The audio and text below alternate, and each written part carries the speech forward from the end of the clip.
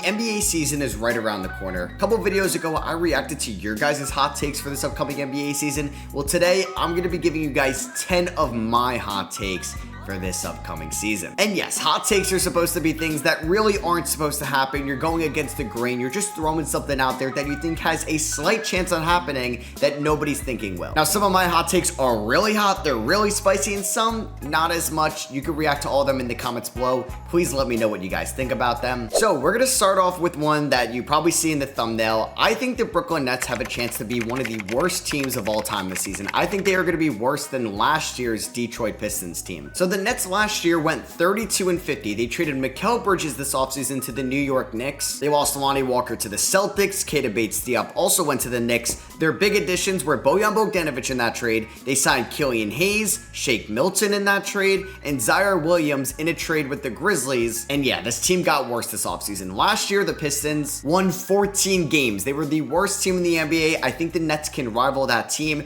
They're one major injury away to a Nick Claxton or Cam Thomas to having no depth to replace them. I also think they are going to be massive sellers at the trade deadline. So role players like Dorian Finney-Smith, Cam Johnson, Dennis Schroeder could all be off the team after February, and we could see some of the worst rosters we've ever seen on this team after that deadline. And if younger guys like Dariq Whitehead, Jalen Wilson, or Noah Clowney don't step up, I think this team could rival that 2010 New Jersey Nets team and go 12-70. Obviously, Cam Thomas is a good player. He can win them some games, but they want to lose. They want to end up getting Cooper Flagg. They have their draft pick, so they're okay losing. So I don't think Nets fans are going to get mad by me saying that. I'm just saying it's a hot take that the Nets could be a generational bad team this season. So I'm trying to think how the New Orleans Pelicans are going to just operate with all these wings this year and no big man depth. Their current center depth is Yves Missi, Daniel Tice, and Jeremiah Robinson Earl. They have so many wings. Like, they don't need Herb Jones, McCollum, Trey Murphy, Brandon Ingram, Zion Williamson, right? So I do think a Brandon Ingram trade will happen this year,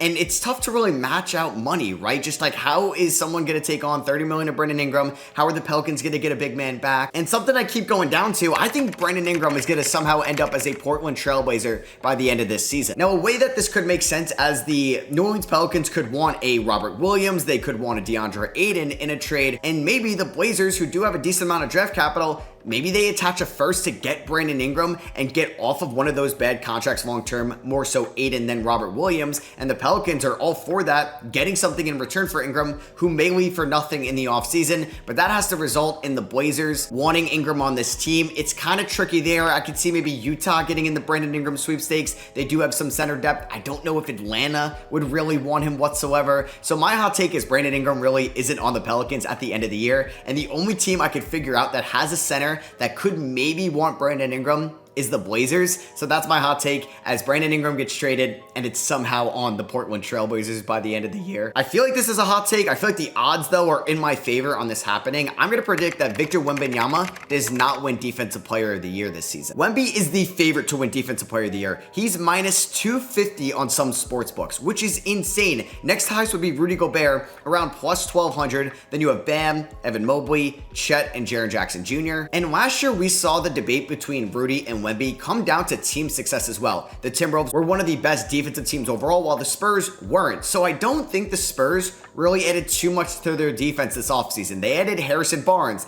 They added Chris Paul. These two guys really aren't going to be great defenders next year. I think Stephon Castle should help the team defense, but if the Spurs team defense is still bottom 10 in the league, I wonder if that's going to be a narrative that somebody maybe that's opting for Bam Adebayo or Anthony Davis or Giannis Antetokounmpo to win that award, because those could be top 10, maybe even top 5 defenses in this league. So that's my hot take. Wemby doesn't get DPOY this year. I want to see him win the award. I want to see him somehow turn into the greatest defender of all time, but I'm going to say this year, that could go to Bam Adebayo. I'm feeling it's finally Bam's year. And speaking of defense, my next hot take is going to be that the New York Knicks have 2 players making all defensive teams this year. One being Mikal Bridges, the other one being OG Anunoby. So Mitchell Robinson is already out till December and January, which is going to really hurt the Knicks, and they're going to be forced to play more small ball. So Randall at the 5 offensively and OG Anunoby at the 4. But on defense, I do believe OG Anunoby is going to have to guard some centers. And in the playoffs on Joel Embiid, it worked out really well. When OG Anunoby was the primary defender on Joel Embiid, Embiid shot 7 of 21 from the field, 33%. The Knicks did a great job double teaming and being able to recover when he passes out of that double team. And having Mikal Bridges and either Josh Hart and DiVincenzo with Jalen Brunson, who knows his role in a pinch there, I think the Knicks could really excel at a small ball lineup. I think Mikal Bridges also, going back to him, he's not going to be relied on to being a top scoring option, at least not number 1 or number 2. So he can go back to what he was in 2022 with the Phoenix Suns and can be someone that finished top 3 in Defensive Player of the Year voting. So I think Mikal Bridges is going to go back to that form. If OG Anunoby is healthy, I think he's going to be good enough to be on an all-defensive team. And my hot take here is that the Knicks, with Mikal Bridges and OG Anunoby, get 2 players on an all-defensive team this year. The Pistons and the Charlotte Hornets finished with a better record, both of those teams, than the Toronto Raptors. Now, the Raptors have some talent, but they are top-heavy. After Scotty Barnes, Emmanuel Quickley, RJ Barrett, Jakob Poeltl, it drops off a decent amount. And yes, they could get something out of Bruce Brown if he's not traded, or Grady Dick in year number 2, but I do think that the Hornets and Pistons, I know it's kind of funny, but I do think that they're both deeper than Toronto right now. Charlotte this offseason is getting a healthy LaMelo Ball back. They're getting a healthy Mark Williams. They drafted Tijon Salon, added Josh Green for basically free. They have a great backup center in Nick Richards as well, and I do think this team has the depth to withstand some injuries, and the big if though is LaMelo Ball. If he could stay healthy, this Hornets team could flirt with the play-in tournament, and they also got a new head coach in Charles Lee, and Detroit also got a new head coach in JB Bickerstaff. They drafted Ron Holland 5th overall, signed veterans like Tobias Harris, Malik Beasley, B-Ball Paul, and acquired Tim Hardaway Jr. I don't think that they're a great team either, but I do think they are going to have the development of their young guys to finish better than the Toronto Raptors. Like I said, it's against the grain, and I think it's a decent hot take right now. But I know Raptors fans are going to think that I hate them for obvious reasons. I like the Raptors. My next hot take is going to be that Dalton Knecht, who's currently 7th in Rookie of the Year odds, is going to win that award. I do think he's going to be the best rookie from this draft class this season. The Lakers pretty much just added Christian Koloko this offseason. Spencer Dinwiddie went to the Mavs, Taurean Prince went to the Bucks. They re-signed Max Christie and LeBron James, drafted Bronny as well. This team didn't really add too much. I do think Dalton Knecht, who was an older prospect coming out of Tennessee, is going to have a very large role for this Lakers team,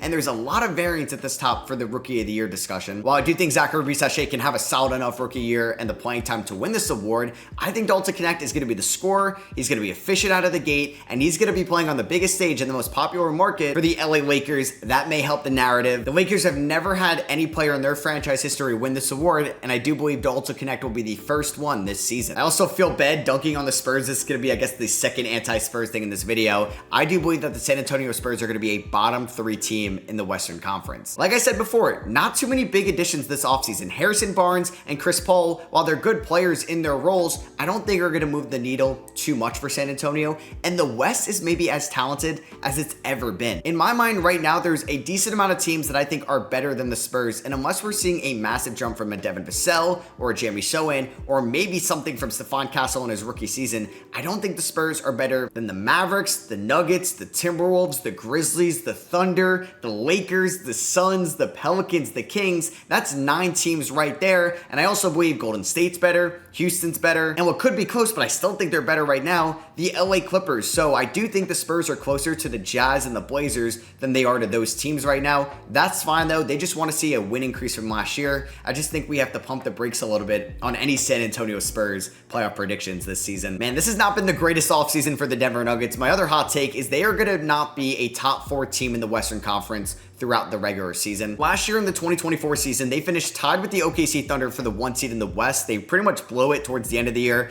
losing that game to the San Antonio Spurs. And the Timberwolves just finished 1 game behind them, and then you had the Clippers 6 games behind them. So I do think they are going to be a little bit worse throughout the regular season. Jamal Murray's going to be rusty out of the gate like he usually is. He didn't play good in the Olympics. They lost Kentavious Caldwell-Pope. Their first round pick, DeRon Holmes, is going to be out for the season. And they lost Reggie Jackson as well. Now I'm excited about Russell Westbrook in this offense 100%. And I do think Christian Brown and Julian Strawther could have nice years this year with more important roles. I just think the Western Conference has gone so much better. It's going to be even more competitive at the top. And I think the Nuggets are going to slide down a little bit and maybe preserve some of their energy for a deeper playoff run than last year. So hot take, they're not a top 4 seed in the West just throughout the regular season. I still think they're a top 4 team in the West overall though. Also, odds should be in my favor for this hot take, but I don't think that the Boston Celtics go back to the NBA Finals. The last team we saw go back to the NBA Finals for the second second straight season were the 2019 Golden State Warriors when they were going to their 5th in a row. The Raptors didn't go back in 20, Lakers didn't go back in 21, Bucks in 22, Warriors in 23, Nuggets in 24, and this Celtics team, who just had 3 players playing in the Olympics. Drew Holiday's getting a year older, Kristaps is already injured, Al Horford is getting up there in age as well, and the East is really good at the top with Milwaukee, New York, Philadelphia, Indiana, and some other teams.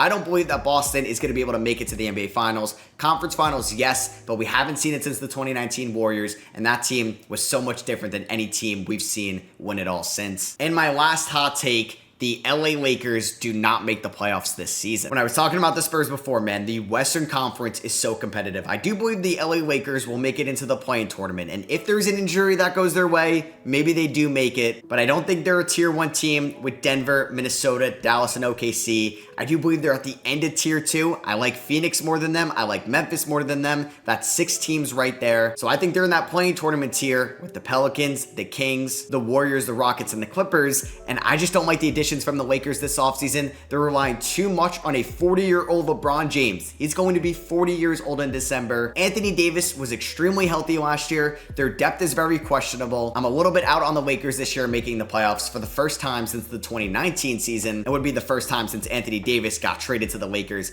in that 2019 offseason. So that is going to be for me. Hope you guys did enjoy my 10 hot takes for this upcoming NBA season. They're hot takes for a reason. If I get 2 of these right, I'm happy. So let me know what you guys think about these hot takes in the comments below. And if you want to let me know of any of your hot takes, please let me know down below. Make sure you check out Underdog Fantasy again. Use code SROS, SROS, to get a 50% deposit match up to $2,000. And I'll catch you guys in the next one.